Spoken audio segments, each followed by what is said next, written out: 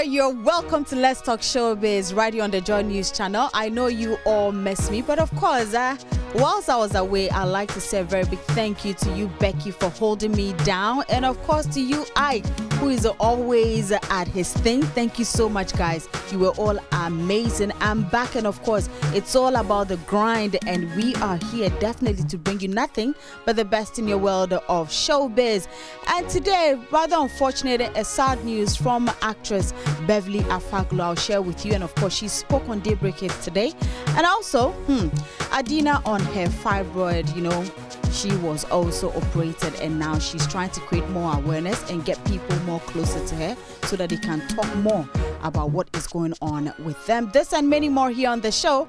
My name is DOREEN, AVIO, and of course, I'm definitely back.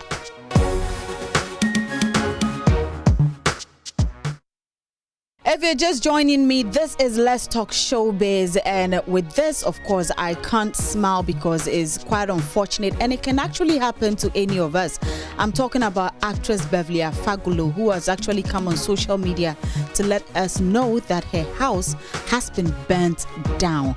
If I mean bent down, like you can't see anything. You can't see maybe furniture, maybe anything to show that is actually a home, but it's all bent down. And I'd like to just read the post for you. She says, "My house burned down to ashes within 4 hours." And she goes on to say, "Everything gone. My passport, clothes, shoes, bags, wigs, jewelry, perfumes, my furniture, my kitchen, everything gone." It says, "My kids' room and all their clothes, everything is gone, and I'm left with what I wore out." And it's rather unfortunate, but of course, if you haven't seen this, I'm sure it's an opportunity for you to see what is going on our screens right now. But of course, she also spoke to Andy Dusty earlier on today on Daybreak to tell us how it all happened.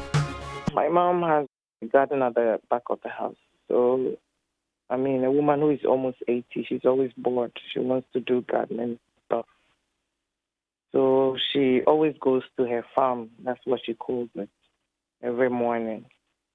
So apparently she went to do her regular farming and she gathered some weeds, and she bent it. So according to her, the fire had gone down and she left and she went to relax. So my househelp made lunch and went to give her food. So when she was going back to my side of the apartment, then she could perceive smoke. So she went through the corridor and she realized that the smoke is coming from the back. So my room faces the back itself. So she said she went to open my door, and the room, the smoke had engulfed the whole room. So she shut it back and quickly ran to Grandma's place and said, "Grandma, are you burning something at the back of the house?" And she said, "Me dum no, diasem." So both of them walked to the back of the house and saw that fire was raising the whole place. By then, my cousin had gone to pick my first daughter from school. So he got back and came to meet the fire. As I said, fire service was there on time. But what's the sense in coming on time when you are not well equipped or you can't salvage the situation? At the end of the day, you came and the house still got burnt down. So is it just about coming to make a report? So this country, we should prioritize certain things and stop doing that misplaced priorities. Like, some things that are not important, we should put it aside and deal with the most important things. Until it happens to you, we see it so far. When, makola ashu, and we feel like, but until it happens to you, you will never understand the situation, the gravity of how it feels. We should all talk about these things. We've been talking about fire service. It's not today. If they need to go for training, they should go. If they need to be equipped with things, they should go. How can fire service come with a generator that cannot start? How can a team come that when they get there, they don't know where to go, what to do, how to start it? They don't know what to do. Over 40 minutes, Andy, they were standing there. because they said the smoke is too much. They can't go inside. I literally ran inside to see, but I couldn't see anything. The truth is the smoke was too much, yes, all right. But are you telling me you don't know fire comes with smoke, that there should be a plan? I couldn't see anything. The whole place was white. I couldn't see anything.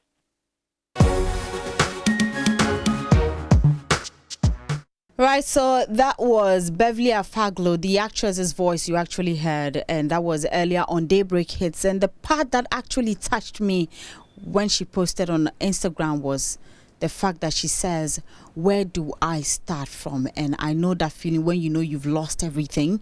How do you start? How do you even go and start something or buy something? I mean, it's rather unfortunate, and we all wish her well. And I believe that one way or the other, if we are all touched, we need to go and support her and her family. Now, away from that, rapper Sarkodie's No Pressure album has been, trending for some time now. He's doing his own thing with all the artists who featured on the album. But, of course, I'm sure we're all surprised to see MOG there. Well, my colleague Becky caught up with MOG to talk more about his feature on Sarkodie's album. Here is what he had to say. How did you get the collaboration with Sarkodie? Did he contact you? How did it happen? Okay, so I keep saying this. Sarkodie and myself, we are childhood friends. We grew up from the same neighborhood. So like he called me, so it's like, there was this song, can you jump on it? I'm like, why not? Bring it, let's do it. So he sent it to me, it was amazing, and I just did it, yeah. And working with him, how it's like, some gospel musicians, have something about collaborating with secular musicians, like you can't do it. Some people can. But, working with Sarkodie, are you looking forward to collaborating with more secular musicians? I think it's the orientation. For me, it's orientation. As long as it sits right with my spirit, and I believe there's a positive relationship or an impact I can make on the individual, not his followers.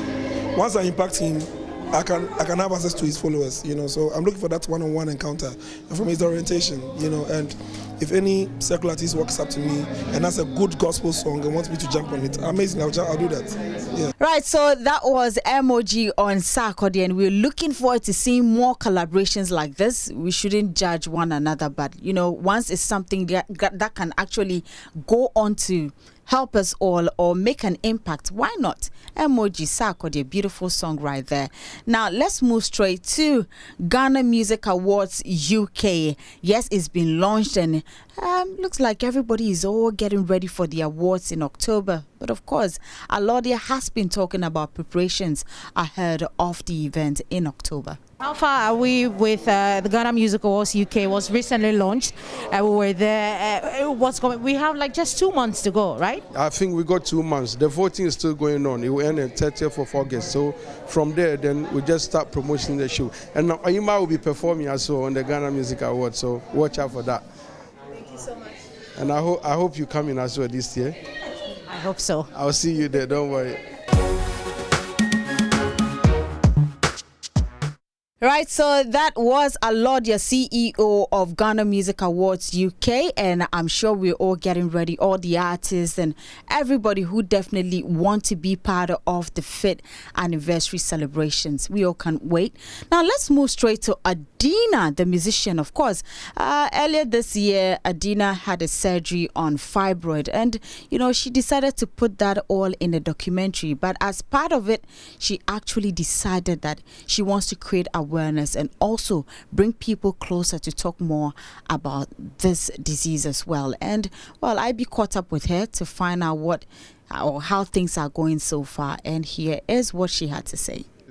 Oh, it's going really well. I think we did great with creating awareness. And I also managed to get my doctor to be on social media and get her on some interviews so people can ask certain questions that they've always wanted to ask. The issue is through the awareness, a lot of people tend to be asking me questions as if I'm a doctor. So I'm happy that I've kind of put, my doctor's information, not information per se, but kind of brought them close to the people. So anybody that's got questions, they can ask the health practitioners directly. The next stage will be to raise funds, and once that's ready, we'll let you guys know so people can donate and support us. Have you gone to the various schools, or you're doing that on social media? I'm doing, so basically I just did media houses because I figured it was going to reach more people far and wide through that. If I went to